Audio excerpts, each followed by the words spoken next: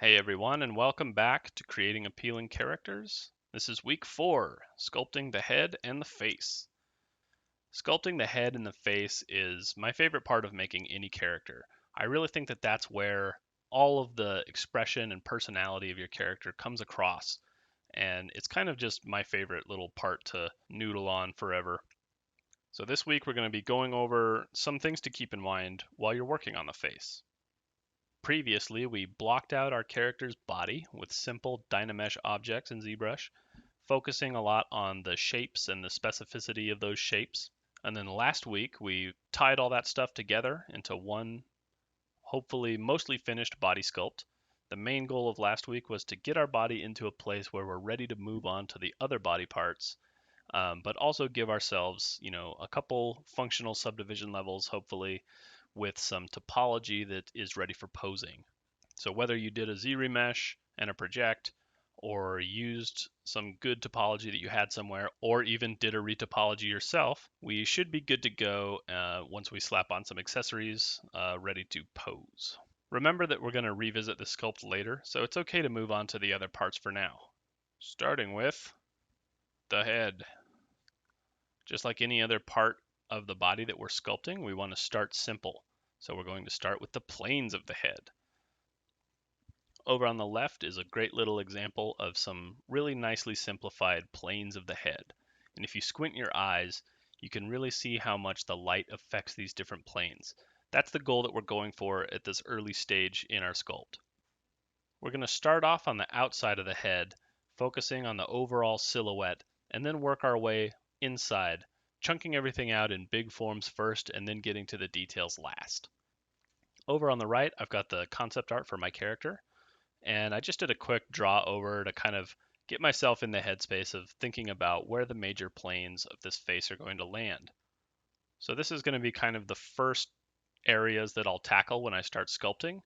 And by blocking out these planes and really solidifying them in the sculpt, it'll work as a template to help me place all of the other facial elements as I go forward. Let's get into those facial elements now, starting with the eye. I want you to think of the eye area as a series of 6 lines. This first line that defines the upper eye socket. The second line defines the edge of the upper lid. The third line actually connects the lid plane to the eyeball. Those same 3 lines are mirrored on the other side of the eye. We've got the line that connects the lid plane to the eyeball, the edge of the lower lid as it transitions into this lid part, and then this line that defines the bottom edge of the eye socket.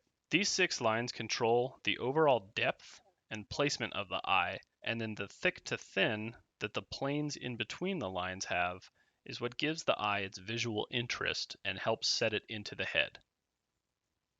Here's some really great practical examples by Philippe Farreau. Here you can see how the apexes of the lid have some impact on the directionality of the eye. So that lid shape will change based on which direction that eye is looking. Depending on the complexity of your character, you might have more overlap and anatomy in your eye, depending on how important that is on your character. I want you to think about, don't just build an eye any kind of traditional way that you know how. Think about what makes the most sense for your character. Probably most of you aren't going to be getting into secondary and tertiary wrinkles and stuff like this in the eye. Also of note is the broad variety of brow shapes that can accompany any character. So the eye and the brow are going to work together in tandem to get across a lot of the facial expression that your character will have. A lot of emotion is communicated through just these very simple lines on the face. The way that I think about the plane of the eyelid is if we take this apex here, which is our second line. Remember, here's our first line, here's our second line. Our third line is right here where that lid plane actually connects to the eyeball. But if we go from the edge of the eyelid and draw a line straight into the center mass of the eye, that is the direction that I want this lid plane to always face. There's always going to be a nice flat plane that goes from the edge of the eyelid and points directly towards the center mass of the eyeball. This is something that I'll illustrate in greater detail once we get into ZBrush. Let's move on to the nose. Just like any other part of the face, we're going to start with the major planes and then try to figure out the best way to integrate our nose into the face. So some of the most important major planes that you're going to see on any nose are this sort of flat nose bridge area. Sometimes from a side profile, it's got sort of a sweep to it. There's also this triangular plane of the nostril, and then another triangular plane, semi-triangular, kind of a trapezoid, plane of the bottom of the nose, or the bottom plane of the nose. These are sort of the main areas that we're going to focus on as we're sculpting the nose. Obviously, there's a lot of subtle plane shifts and directionality that happens throughout the nose, in a more realistic nose anyway. Your designs may vary, of course. Oftentimes, stylized characters for animation will have a much more simplified type of nose, something that reads well, but doesn't bring the face into too much of an anatomical or real world type of look. We also want to make sure that our nose is well integrated into our face. And one way that that happens is by following this nose bridge line up to the brow. You can see that there's a very strong follow through of that sharpness all the way up the brow, or all the way up the nose bridge into the brow line. So make sure that you're paying a lot of attention to that area and that this isn't just sort of a no man's land or dead area where no real thought has gone into it. It's something I see a lot in 3D characters. Also, the way that this nasolabial line comes off of the cowl of the nostril down past the mouth corner and then swoops around to connect to these muscles that form the bottom parts of the lip. This sort of radial flow is super important for when this character is going to start making facial expressions and pushing the masses of the face around. Let's move on to the mouth. The lips are constructed of 5 broad interlocking shapes, like this. Again, we'll probably end up simplifying a lot of this information, but it's still important to know how they're constructed anatomically. We want to make sure that the flow of this form, as it comes down off the face, hits the lips, and then wraps around to the inside of the mouth, is working well for us and feels fleshy and well integrated into the face. And the key to doing that, for me at least, is these corners. So by giving those corners some recessed depth, just pushing that into the face gives it that nice fleshy overlap that we'll see in the next slide. But it's something that helps really ground this mouth in the face and is often overlooked when doing characters for animation. So here's a really good example. You can see the amount of overlap and depth that that mouth corner has really makes it feel fleshy and integrated, and it really is seated in the face in a nice way.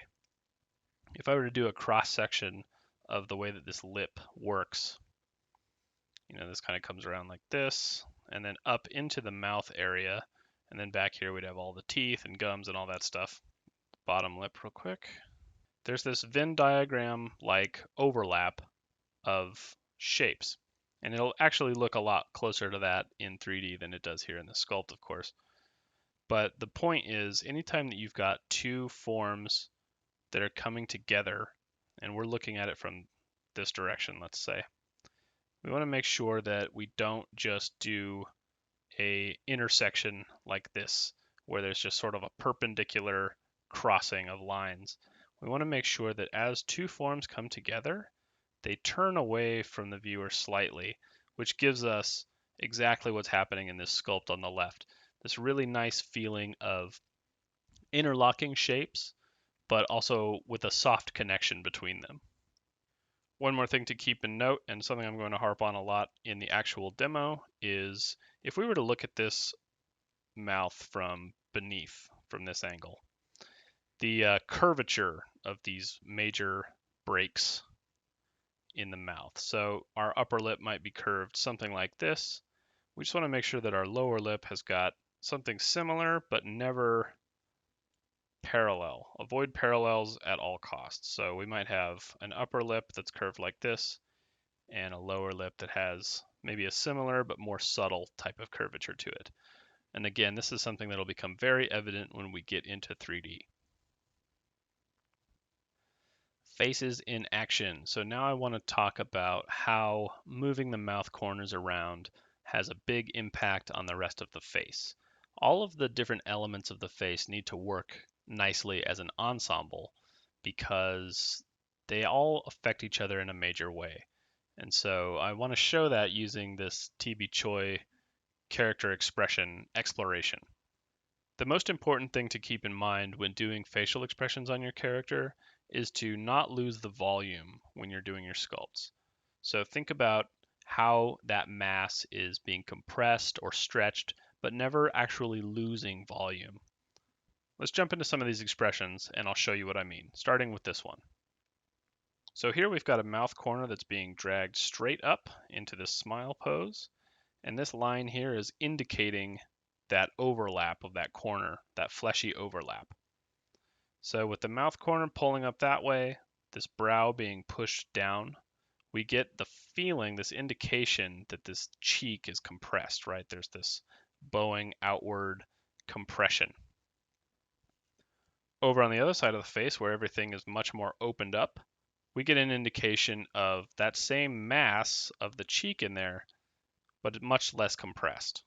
And the artist is being careful to make sure that this profile doesn't change too much. We're not losing volume in this face. All right, let's move on to the next one. Here's kind of the opposite example. We've got this mouth corner that's moving downward. So that coupled with the angle of this eyelid here gives an overall impression of a slope downward in this whole expression. It's a subtle kind of thing, but it's executed pretty nicely.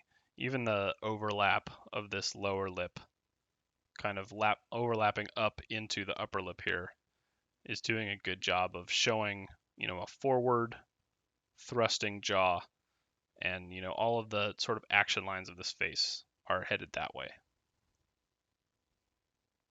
And the last example that I want to talk about is this extreme sort of downward mouth corner, and it's, subtly implied, but all of these lines are following, and we can almost see this sort of radial shape that's being created. And you can really get away with a lot in a drawing, but remember that when we take something like this into 3D, we're going to have to figure out how these volumes work and how they are being affected by the different elements of the face, the mouth and the eyes. So it's good to know how compression and stretching are going to work in your character. And just incidentally, I want to point out that we're still very much looking at straight shapes and simple shapes versus complex. So all of our straights and curves, complex and simple, that's all still very much in play in all of these poses. It's integrated in a nice way, but we always have a very simple side in an area that we don't really care too much about, and then a much more complex side that breaks the silhouette quite a bit in the area that we do want to focus on. So think about that in your compositions while we're sculpting our faces as well. And now the ears. I found this great breakdown by Norman LeMay that really illustrates everything that I want to talk about for the ears this week. So this is a guide on how to actually draw ears, but everything that is in this little how-to is super relevant to what we're talking about. In this guide, Norman talks about keeping the ears a very simple C shape and then that interior Y shape. And that varies a lot, of course, based on what type of character you might be working on. So we've all seen this kind of very standard animation ear, right? It's like a coin ear. But the more simple that our ear gets, the more important it is to really focus on things like thick to thin and then all of these sort of tapered shapes that are happening inside the ear, regardless of how complex it's actually getting.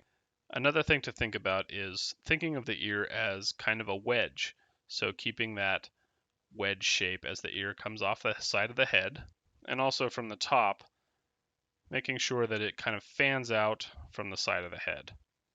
Another thing to note is that if I just quickly draw in our character here, the connection point of the ear is usually not seen from the front of the face. That's because this arch from the cheekbone here sort of covers it up from the front. So by making sure that this ear connection point is not visible from dead on, we add a little bit of depth to the face overall.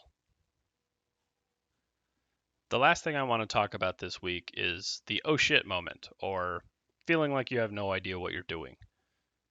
This is a point that you might come across on any project that you're working on, where no matter how many times you started a character before, or how familiar you are with the software or the techniques, it feels like you're starting from scratch, or it feels like you're back to being a beginner. And it's totally normal. I think everybody kind of goes through it. In fact, if you haven't had an oh shit moment, you're either too far into your own comfort zone, or you're not challenging yourself even a little bit on this project, or maybe you're just straight disillusioned about your own skill set.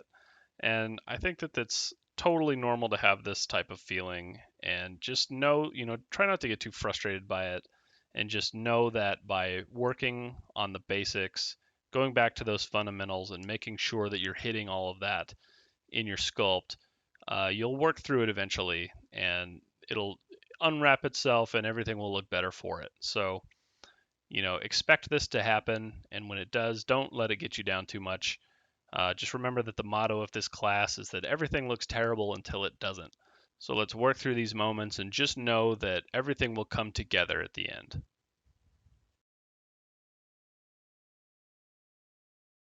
All right, it's time to get started now, sculpting the head and face. So here's where we left off after our initial blockout of the whole body. Pretty rough, but there's a little bit of planarity in there. For the sake of this demonstration today, though, I'm just going to go ahead and go back to a Dynamesh sphere and just start the whole thing over, just so that we can see the whole process from start to finish. You can see my spotlight has been updated. I've cropped the concept art down to just the face so that I can focus on that area. And then I've brought in a couple of reference images that will sort of serve as helpful inspiration, or, I just kind of like some of the facial stuff that's going on with those two images, and some of the hair too is really helpful. We're not going to focus too much on hair this week, but we will be blocking in like a general volume. So that being said, let's go ahead and get started. So the first thing that I'll do is just pull this sphere around until I get the general shape that I'm looking for. So I know that the bottom half of her face, this muzzle area, is going to be pulled forward some. So I might go in and just mask that part out, blur that mask a little, and then just pull that out, making broad, kind of big changes as I go. Probably a little extreme. So just thinking about the silhouette here a little bit. What is the silhouette of this jawline? Change my selection lasso here. So the silhouette of this jaw, how that's going to come around, and then sort of just a broad idea of what the overall silhouette of this head is going to be, without adding any specific features yet.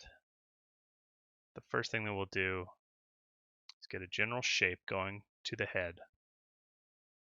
And then using an H polish brush and some mech cut brushes, I'm going to go through and just sort of plane out some of this stuff according to my planing guide that I made for myself, but also just experience of which planes I like to have defined. So definitely the side of the cranium here. And then also some major planes of the skull. Yeah, let's get this cheek plane. Some of this face just kind of flattened out in here.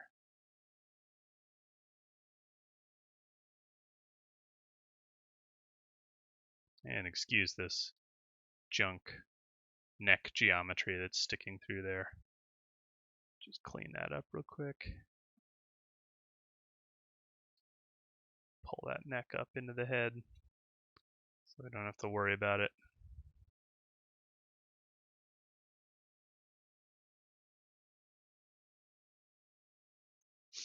All right, couple specific creases in the face that I find very helpful is this crease, this line that's going to be my eye line for this character. It's just going to go from corner to inside corner all the way across the whole face and sort of serve as a axial line, just like you might draw in a construction drawing of where to place the eyes. So do the exact same thing here in 3D. 3D, something like that. The next important plane for me is going to be the raised part of the cheek. See how that corresponds to the outside silhouette of my drawing. So that'll be a shape, kind of goes across the face like this. Started on it a little bit here. Let's just get a little bit more specific with it. Just really over sculpt it. So I'm looking at this silhouette and trying to compare here. And I think it's in a good place for now. Let's just keep going with it. A lot of round. This character has a lot of round features, so I want to make sure that I'm not getting concave in any areas that I don't want to be.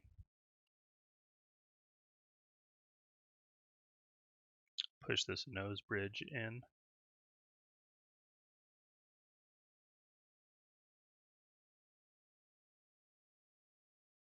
Alright, something like that to start with, at least. We'll just refine as we go. The most important thing is placing these major lines where the form will be raised or affect the silhouette in some way, or this line that goes across the face, that's our eye line. Alright, let's start placing some minor features here. I'm going to use an insert sphere to do that. And let's just plop in a nose.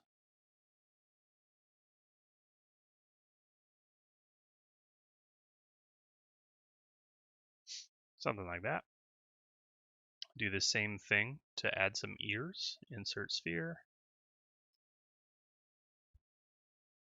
Just get a really simple ear shape going. There's just a shell. Rotate those into place. So from the top, remember from the lecture, the ears will create sort of a wedge from the front and from the top.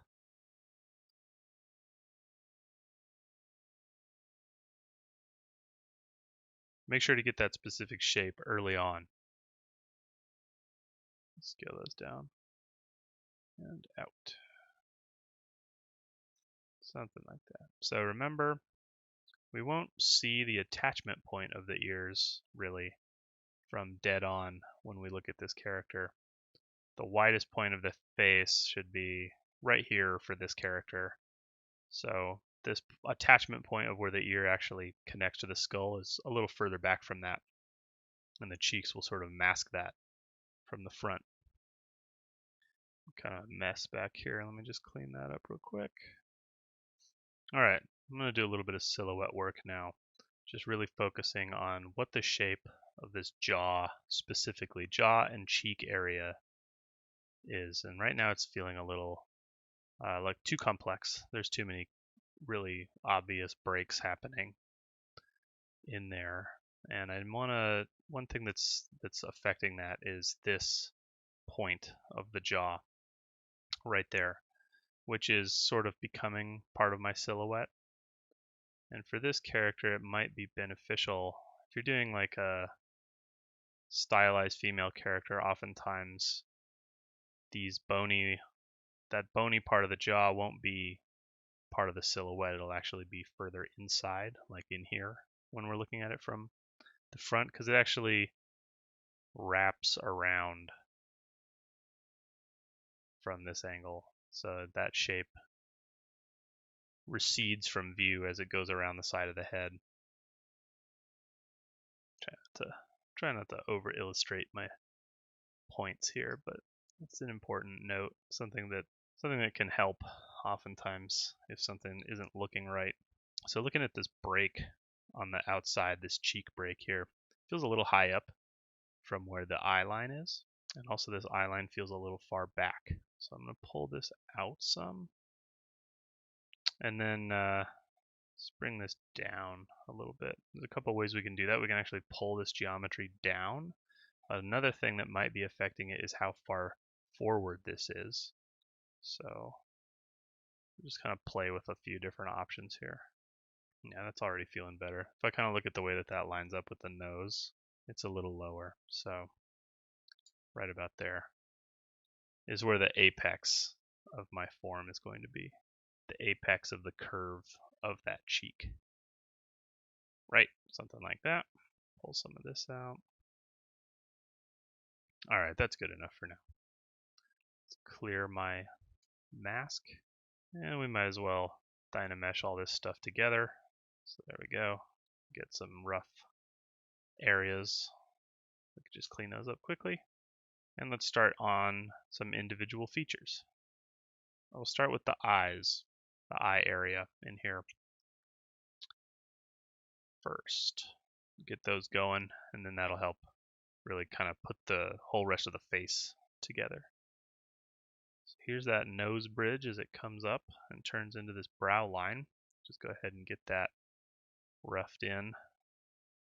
Maybe use a sharp brush to really define where that break is going to be. That's pretty rough, but it'll change. All right, so we can't do too much with the eyes until we actually have some eyes in there. So let's go ahead and do that. Bring in a polysphere here. So let's go ahead and append that polysphere. That's going to be our new eyeball. The eyes are always kind of a guessing game, just to try to figure out the exact size and placement in the head. So I'll start with one eye and get that situated pretty well, and then mirror that over, mirror the whole thing over. So if we look at the dead center of the eye, I'll just mask that so that it's easier to see. So that's the center of my eye. Now how high up and down in the head the eye goes is important because I want that apex of this curvature to be, that's kind of exactly where the pupil's going to be, right there in the center. If you were to imagine like that. So I want to make sure that there's more curvature towards the bottom like this. See how I'm raising that apex up. I don't want it to, the point is I don't want it to, the eye shouldn't feel like it's craning upwards like this, like rotating backwards in the socket. This upper lid is going to be further forward than the lower lid, so I want to keep that in mind as I'm placing the eye in here. Don't place the eye too low. And then just jumping back and forth between the body here, or the head I should say. Jump back and forth between the head and the eyeball to situate this eye in place. Might be a little small. I'm going to scale it up some, raise it up some. Just make sure that it's not too far forward in the head. Should be good. I just want to show very specifically what I'm thinking about when I'm making an eye, starting with how to set it into the head. How deep does that eye go? And what markers can you use to help place this eye? So imagine if we're looking at this in profile, this is our eyelids and our eyeball. So just imagine that there's also a forehead and a nose and a mouth. Okay, so there's our whole face, just kind of invisibly floating in there. So as we look backwards in depth towards the eyeball, the first point that we should hit is this upper lid. So if I draw my transpose straight down, you'll notice that that is the furthest forward point of the whole eyelid. If I hide the actual eyeball, we'll see that the next furthest forward point is the lower lid, and then the interior corner, and then the exterior corner. If you always follow this order of depth, then your eye will be placed into the head much easier. It'll feel much more natural. You'll notice that if I take this eyelid that I made and just change that order a little bit, just rotating this back some. So now the lower lid is further forward than that upper lid, and it just makes it feel like we're looking at it from underneath, or like the eye is sort of automatically pointing up at some kind of angle. It just it kind of feels unnatural, and so sometimes when you're sculpting an eye, you might feel like it's not quite sitting right in the face, and oftentimes it's just a balance of where you've got these points situated in the depth of the face. So just keep that in mind and check it as you go, because sometimes it'll come out of whack as you're sculpting. Just snap that back. Another thing I want to show real quick is that this plane of the lid, as it goes around, connects to the eye here, is always pointing directly in towards the center of that eyeball. So if I center my transpose here and just use that to sort of illustrate what I'm talking about. So I've got this transpose line perfectly in the center of this eyeball.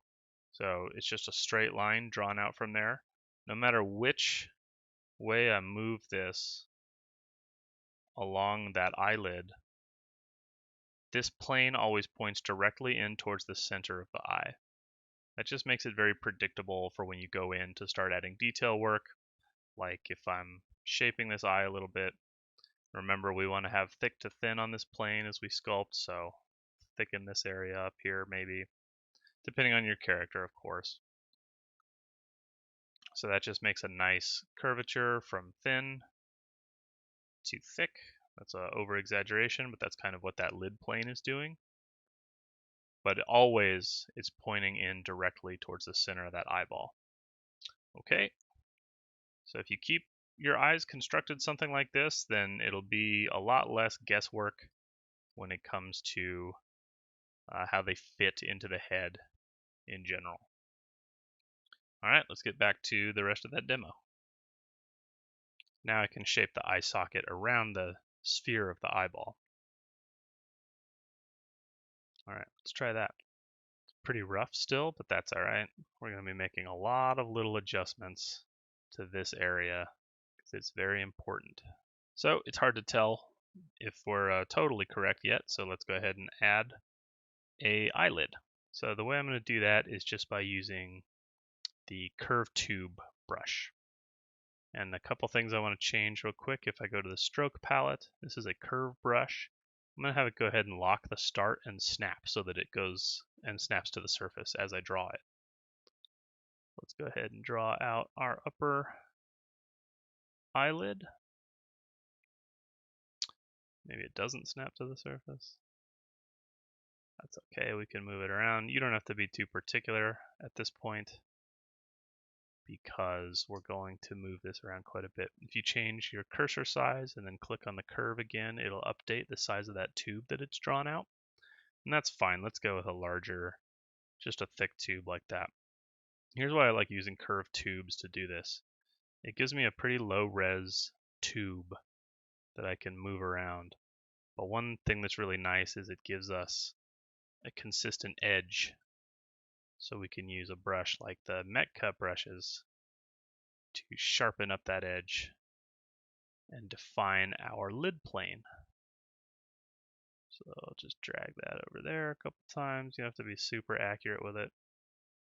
And that gives us now two planes to mess with. for that eyelid. Very quick and easy. It's very low res, so it's easy to control. So I'll just get this into shape here. So if you remember from the lecture, we're thinking about the eyes or the eyelids as a series of lines. So we've got this line that connects our eyelid to the eye socket.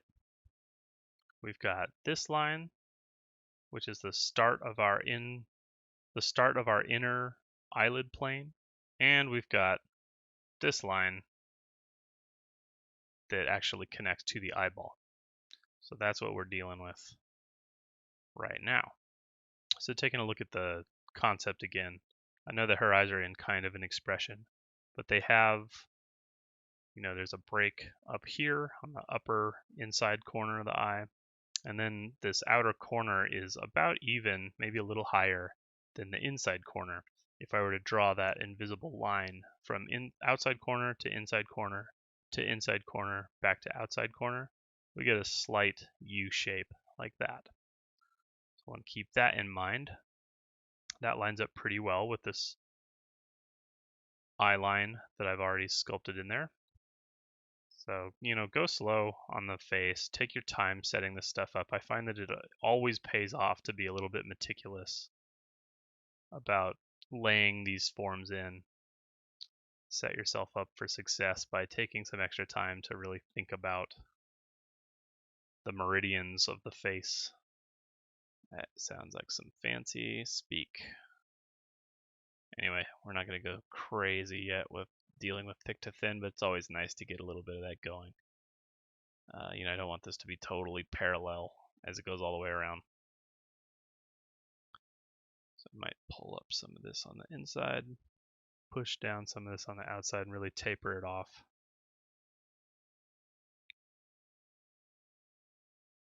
I'm readjusting my eye socket. I'm going to raise that eyebrow ridge a little bit. And then going back to what I said about convex and concave shapes on this character in particular, decided I want to reduce the amount of scooping that's happening on the inside socket here.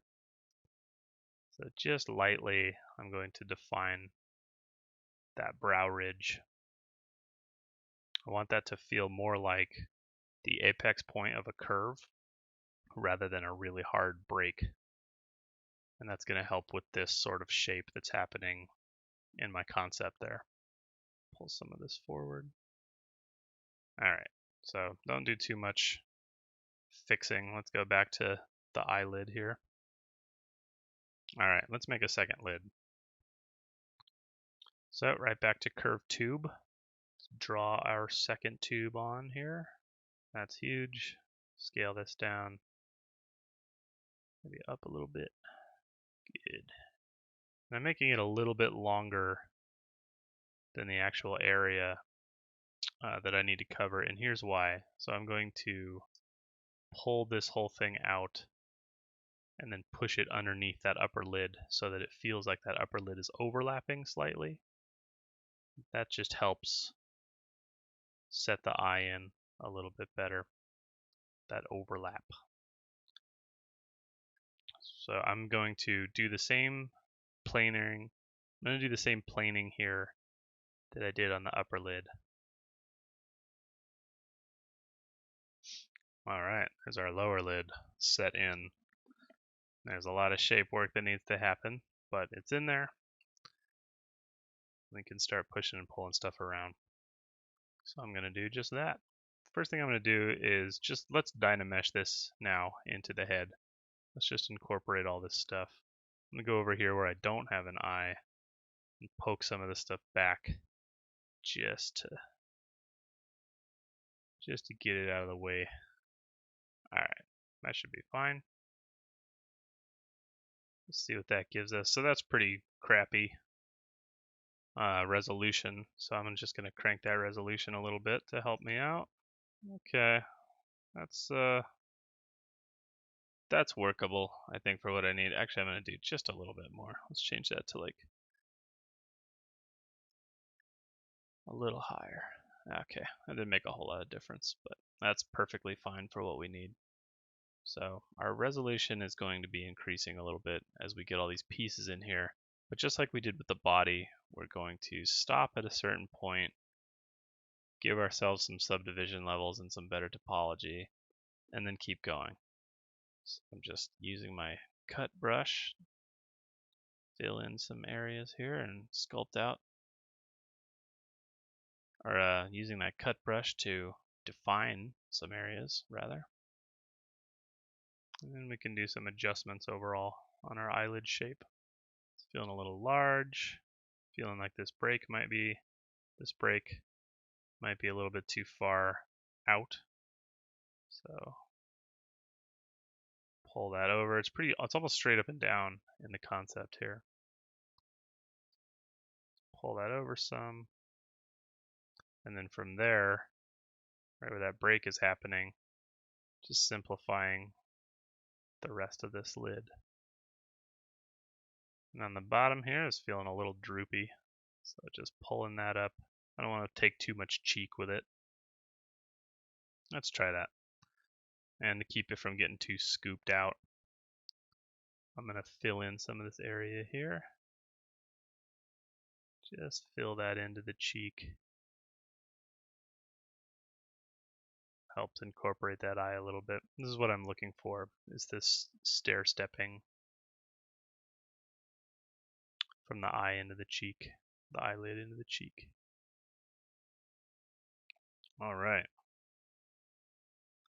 Got eyelids now. So getting that structure, I find it's always helpful to get that structure in there. Get some good solid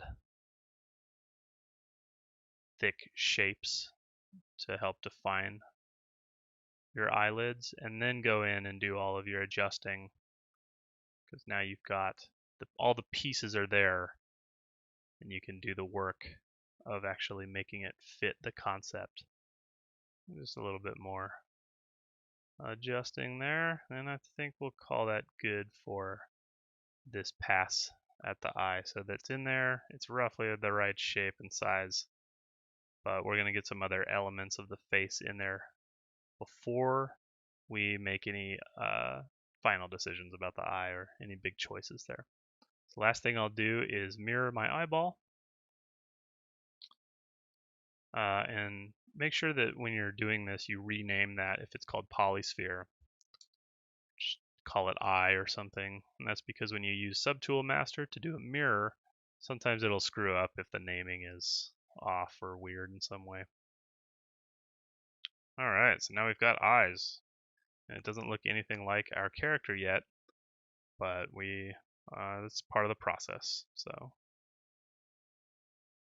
I'm just going to make a couple of quick adjustments to the overall eye shape, try and get it a little closer to the concept before we move on to some other features. Alright, that should be good for now. Let's move on to the nose.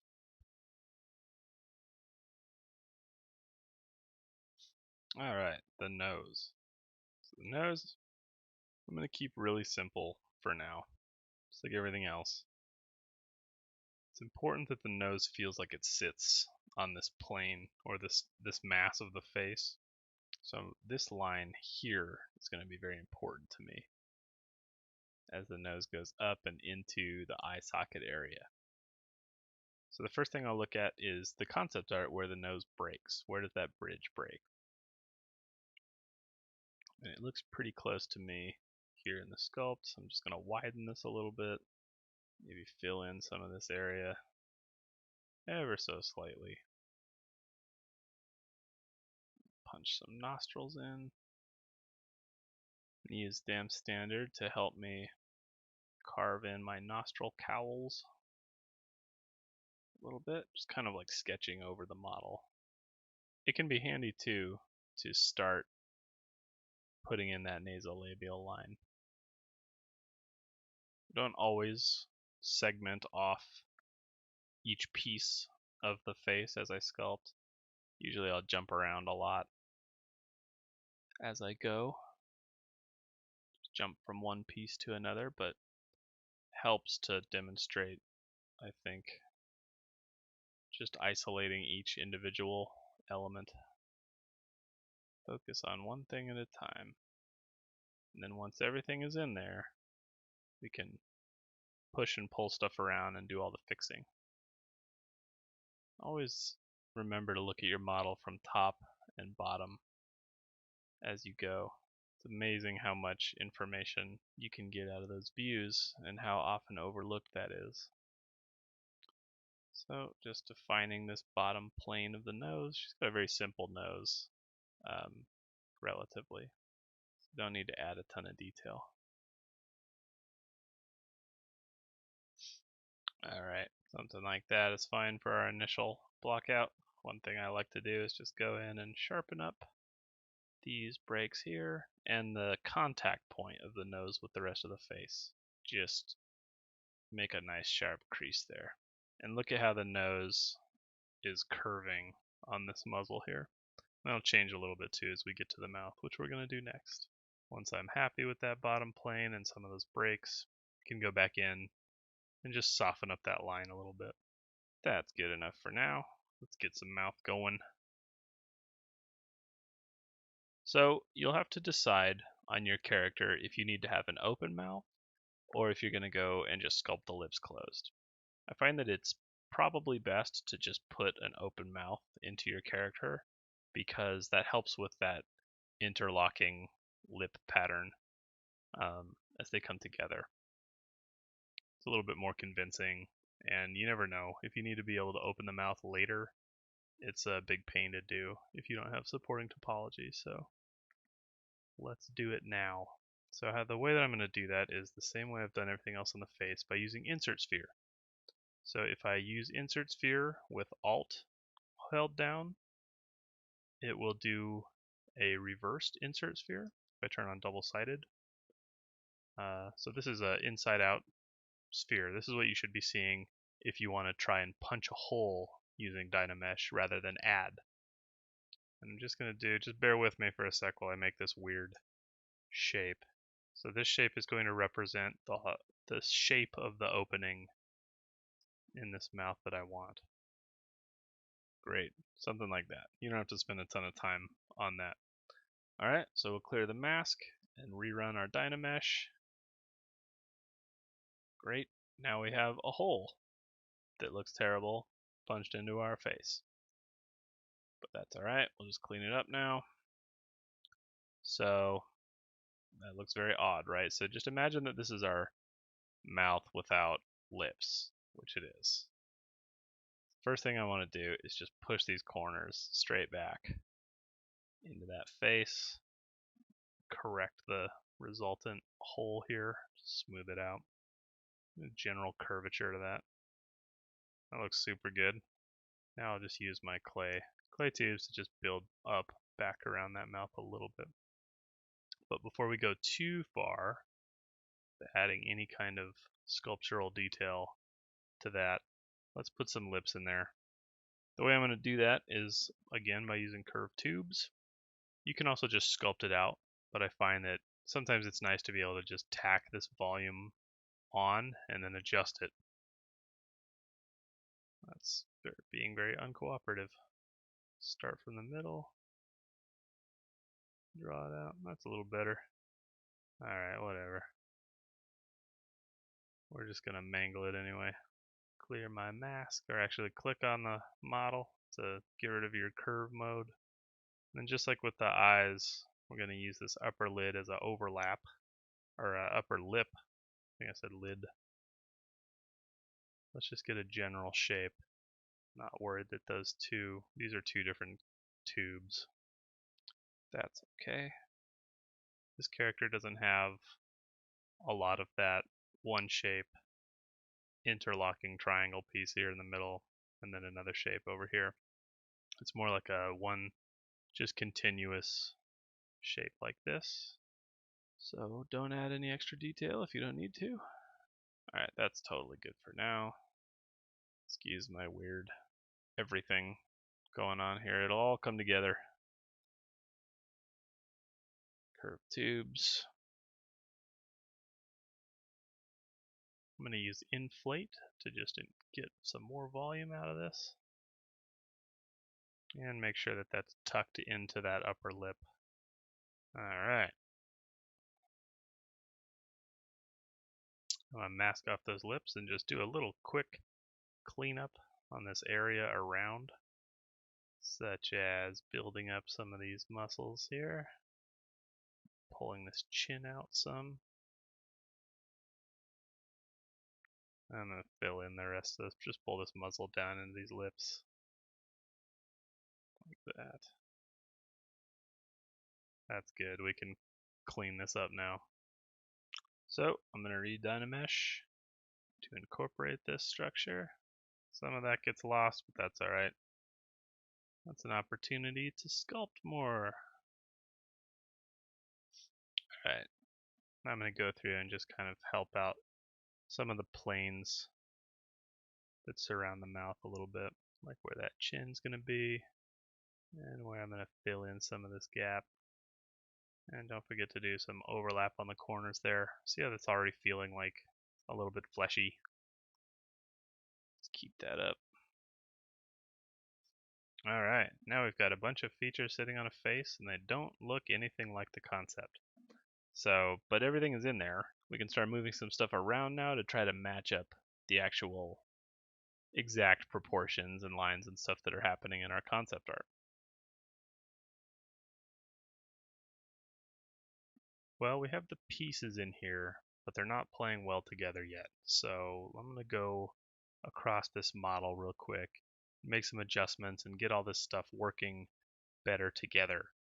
To do that, I'm going to be looking at, of course, my concept art here, but just really specifically the distances between things and the silhouette line here and how that corresponds to the placement and the depth of all of these different elements.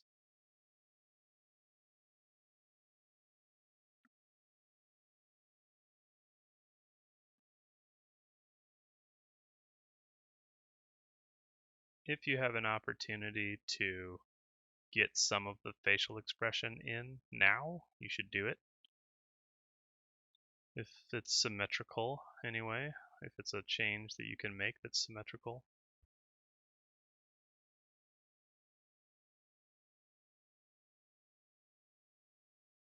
I think I'm missing a lot of volume on the side of the head here, just making everything feel kind of compressed towards the center of the face.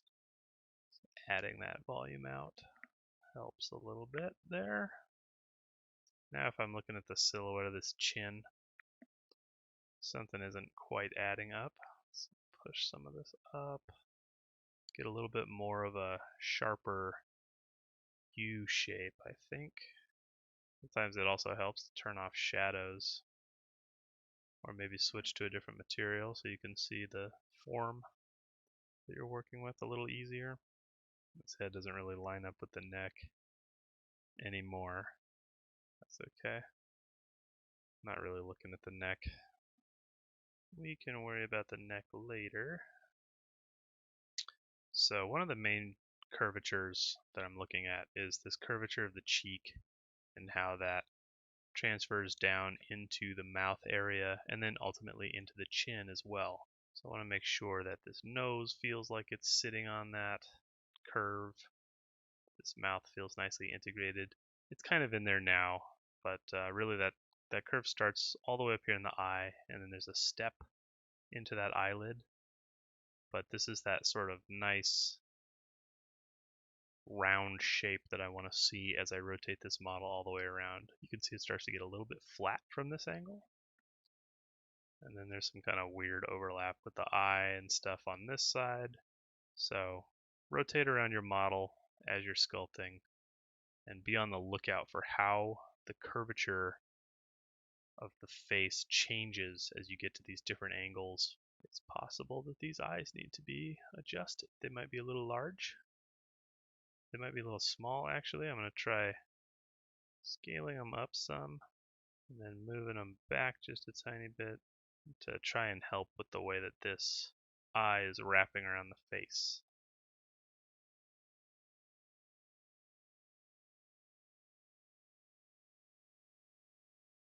Alright, sometimes adding some specificity in here, sharpening up some of these edges, controlling some of my edge quality will help get rid of the ambiguous areas around these features. Like, look at this area is very lumpy and strange still.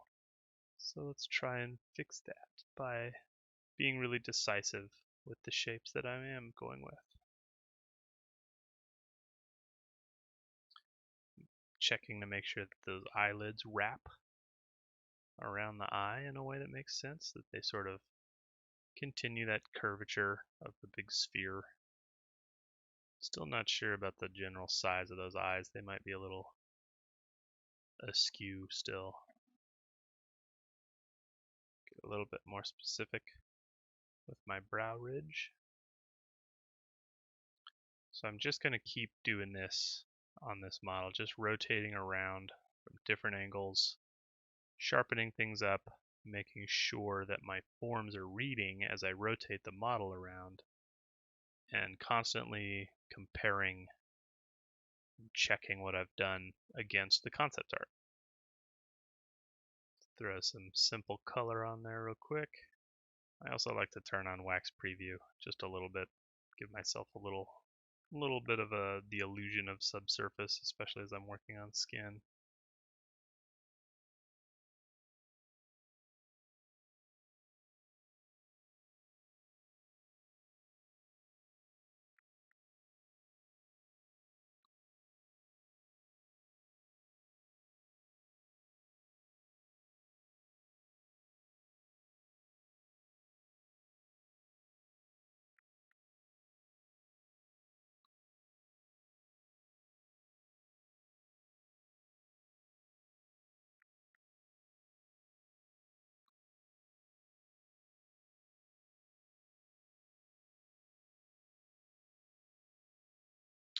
Never forget that you can always cross-section into your model and do some work in there.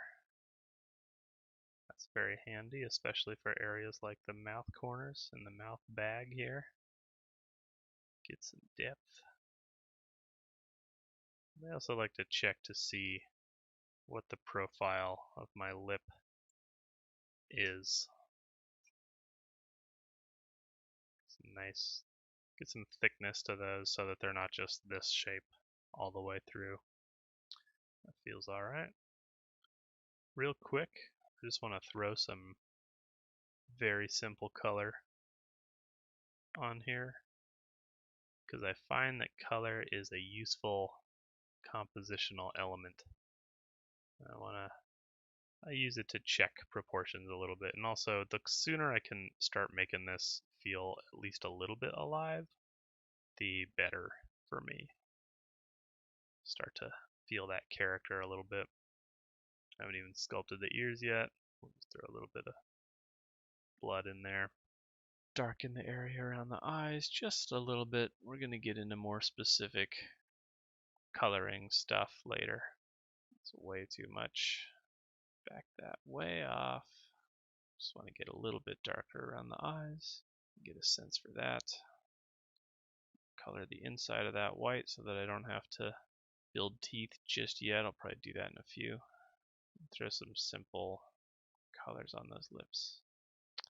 Purpose being just to check, just to use that to check proportions a little bit. I find that to be very useful. A white inside the mouth kind of tricks my eyes into thinking that that's teeth. Alright, so we're getting closer. The color makes a huge difference, I think. So, next thing I'm going to do, build another polysphere.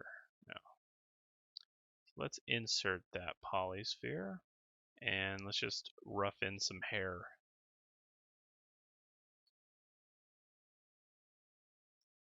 Just as color can be useful as a compositional element on the face, the hairline is also super important, obviously. So we want to just represent that really. Right now, I don't want to do too much more than that. Just figure out a really simple hair, really more of a volume, like a proxy. I'm just going to go ahead and fill that with orange.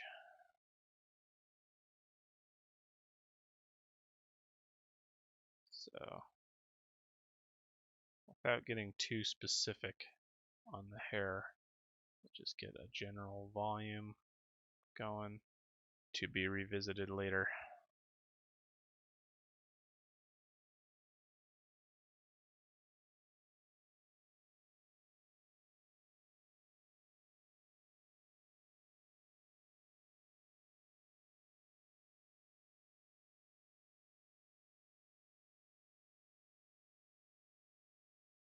Alright, something like that for now. Definitely come back to that later. Turn shadows back on to get that wax preview effect. Alright, let's do a few more things to this hair real quick. I'm going to go ahead and Dynamesh that and just get some directionality going. So obviously there's a lot more we still have to sort out with this hair, but it's handy to have it in there because we can use every element that we have going to judge proportion and distance. Very useful. So I'm really feeling like with the addition of this hair proxy, the space between the eye and the ear probably a little bit too forward. So go back to my head, push this ear back some. I'm really going to round out the bottom of this jaw. Not a lot of hard features on her face.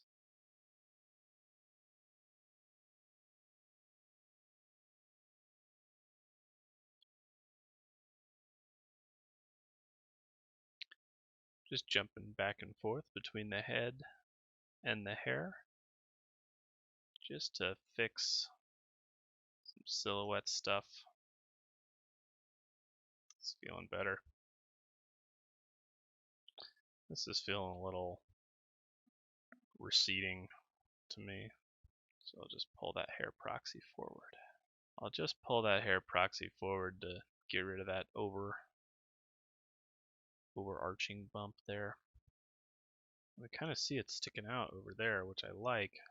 I want to try and preserve that if I can. If it makes sense.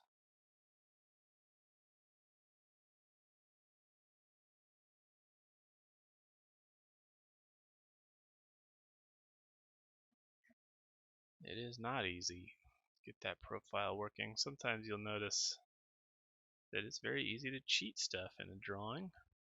Some things don't always line up very well when you get them into 3D. So it's our job to make it look like the same character still, even though obviously not every single line that you make, or every single line in the concept, I should say, will translate directly to something in 3D. Alright, that's enough for the hair for now. I'm sure we'll jump back and forth to that. But I'm going to leave it for now and go back to the face. Moving that hair around has shown me that these ears are feeling a little bit too big. Let's work on those some. Just reduce those. If I can get a better shape in the model here than I have in the concept, we might as well start sculpting in the specific shapes of that ear too. Start by hollowing this out, double check what's happening, make sure that we're not poking through the back. It's a good thing to check.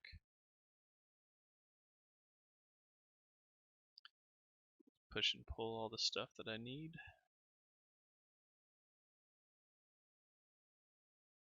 We're pretty much out of resolution in the ears. That's alright, get as close as we can. So you'll notice I stay pretty low with my Dynamesh, partially as a safety net for myself so I don't go overboard. Sculpting detail forces you to think about the larger shapes. Alright, let's get a few more pieces going on here. I think one piece that's really going to help a lot is getting those eyebrows in there. And to do that, I like to use the topology brush and just simply draw them on.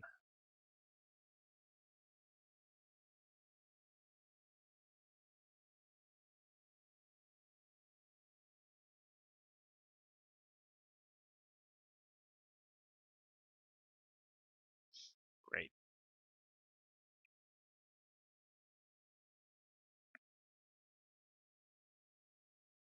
I'm going to turn those into their own subtools.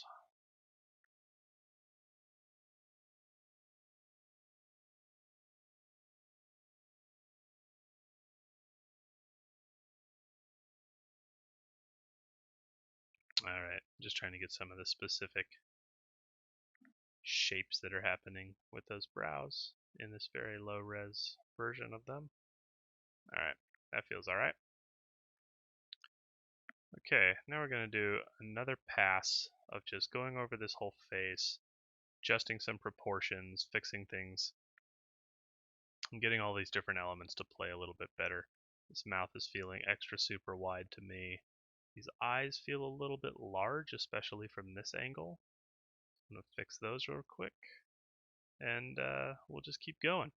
The good news is it's starting to get closer to the concept, so, like I said, just stick with it and keep pushing and pulling. If something isn't working, think about why it's not working. Have you measured the correct distances? Um, in my case, a lot of things were just floating around on the face and didn't really have a relationship. They weren't structured in the same way that they are in the drawing. So you may find at a certain point during your head sculpt or body sculpt or any other thing that you're working on that you're coming to the end of Dynamesh being useful.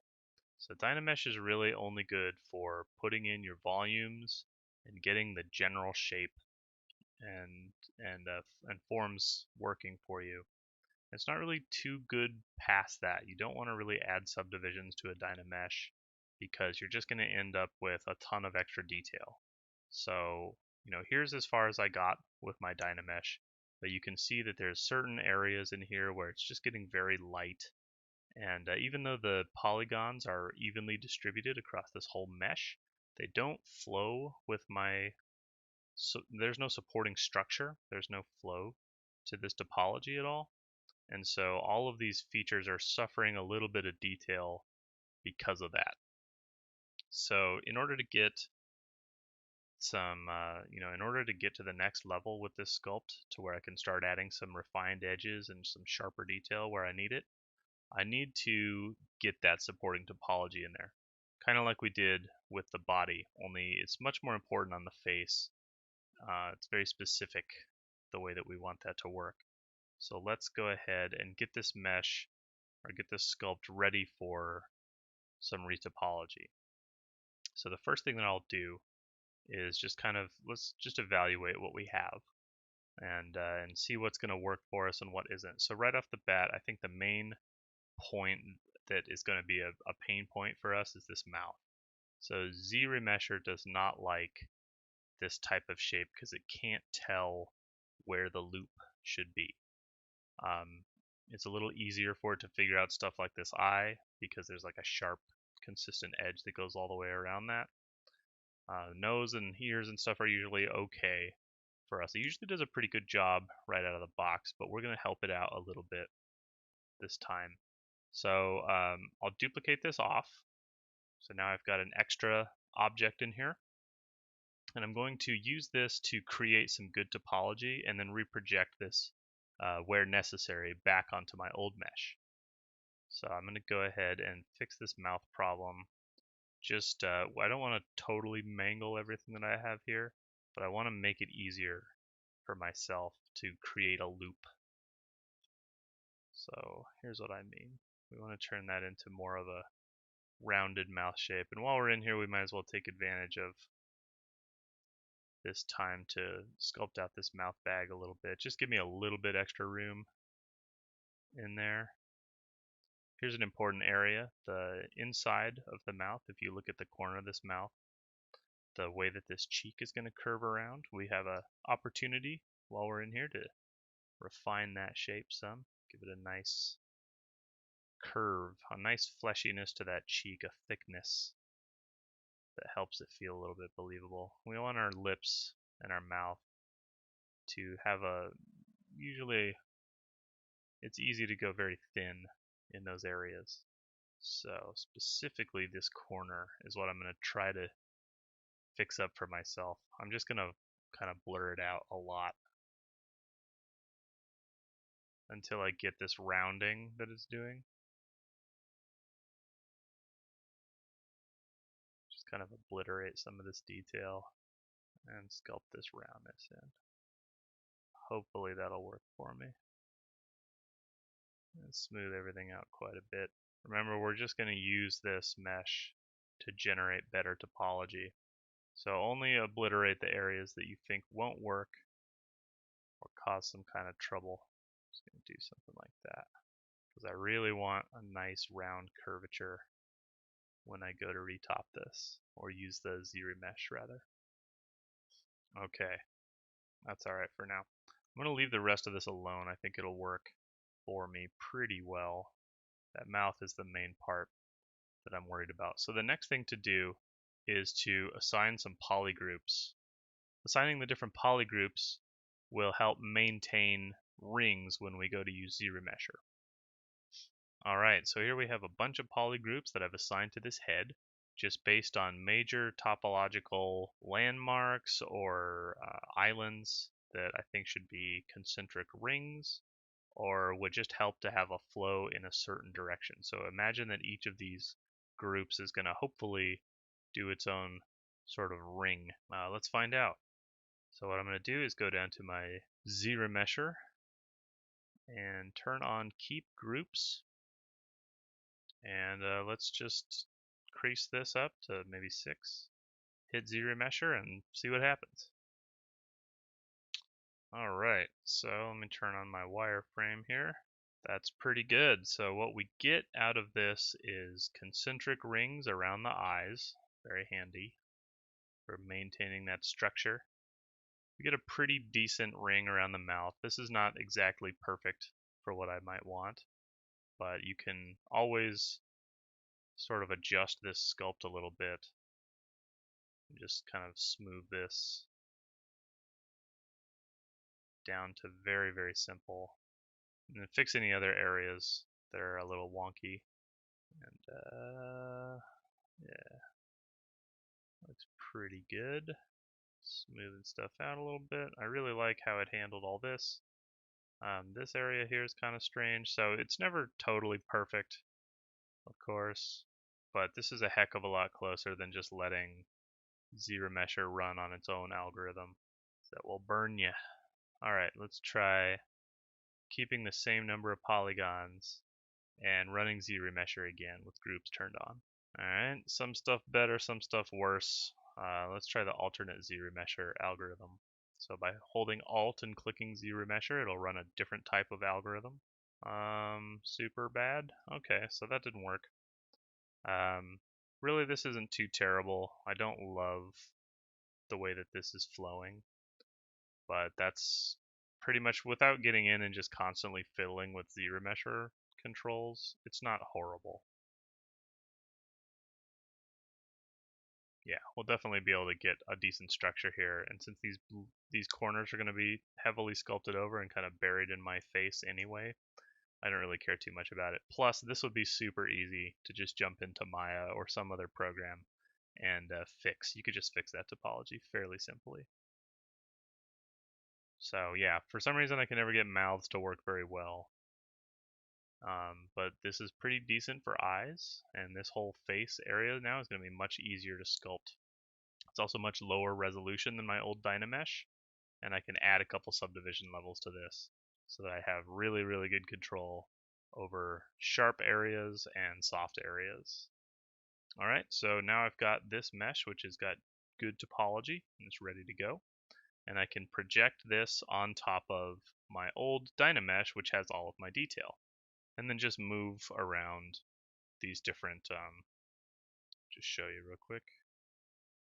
So if I just pull out this stuff here, just kind of move this topology into place where I want it.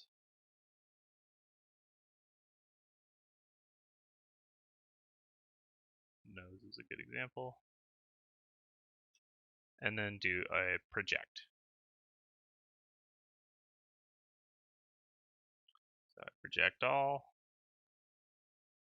and then just keep shifting stuff around until it's where I want it. And project all again. And so on and so forth until you've got your topology lined up really nicely with your detailed Dynamesh sculpt. And then from there, you can just keep sculpting. So let's jump ahead now to where I end up with this face.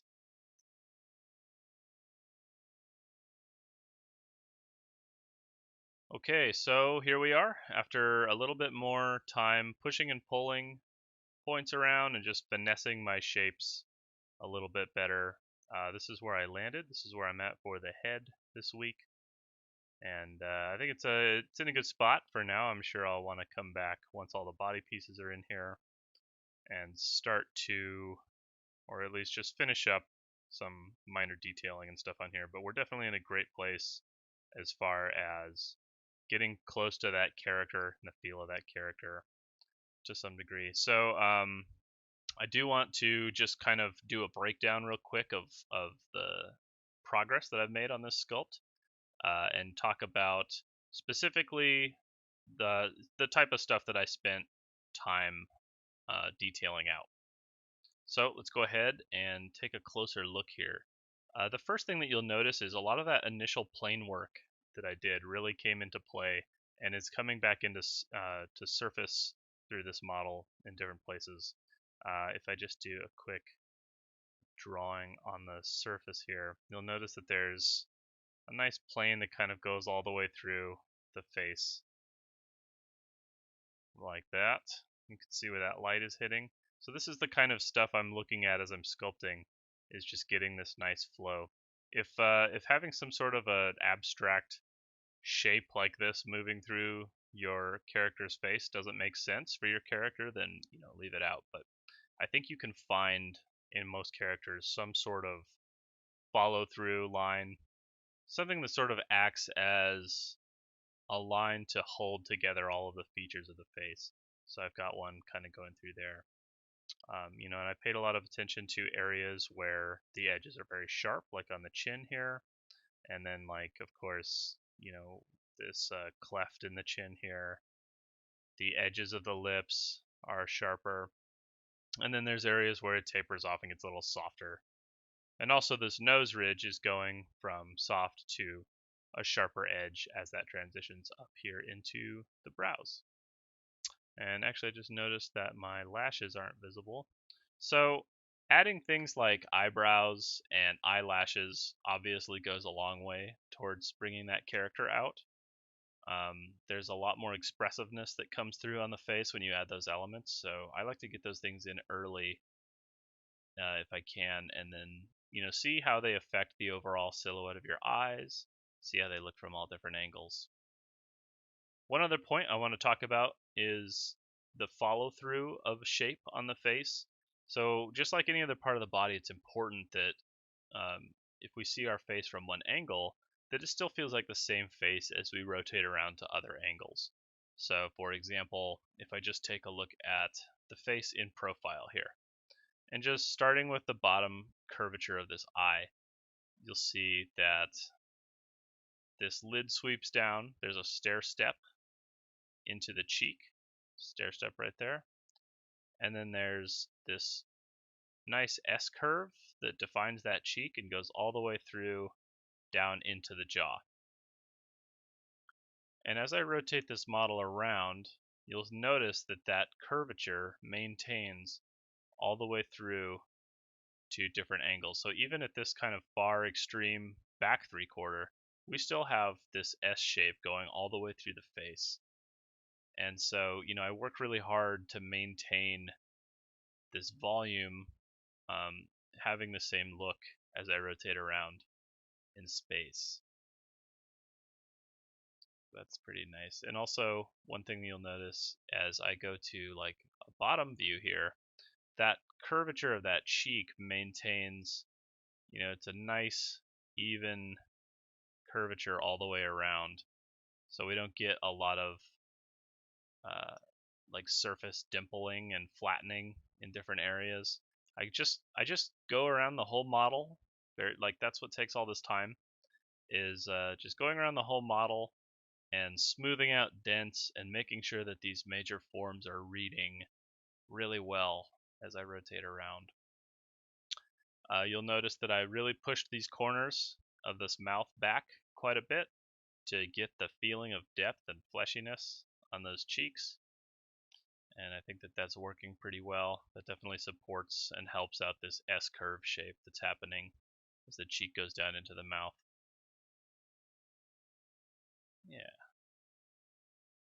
Speaking of the mouth, let's take a closer look here from underneath. I talked a little bit about in the lecture, just breaking up symmetry and parallels wherever you can. So this top lip curvature is a lot more of like a horseshoe shape, and this bottom lid curvature, you'll notice, is got more of a emphasized breaking point right here. So there's kind of a more boxy look to it, and it doesn't affect the way that that lip looks too much from any other angle other than sort of these more extreme angles. But you can imagine if these were totally parallel, it would be kind of boring and not super beneficial. So yeah, try to break up those parallels wherever you can. Getting your eyes to wrap around the face is very important. This is one of the hardest parts of doing the face, I think, is getting those eyes to feel like they wrap from corner to corner and then continue around the side of the head, especially on a lot of stylized characters that might have like very large eyes. So you might have to play around with that some, but just know, like, if you're looking at your character and something looks really off, something just isn't coming across, uh, please consider that.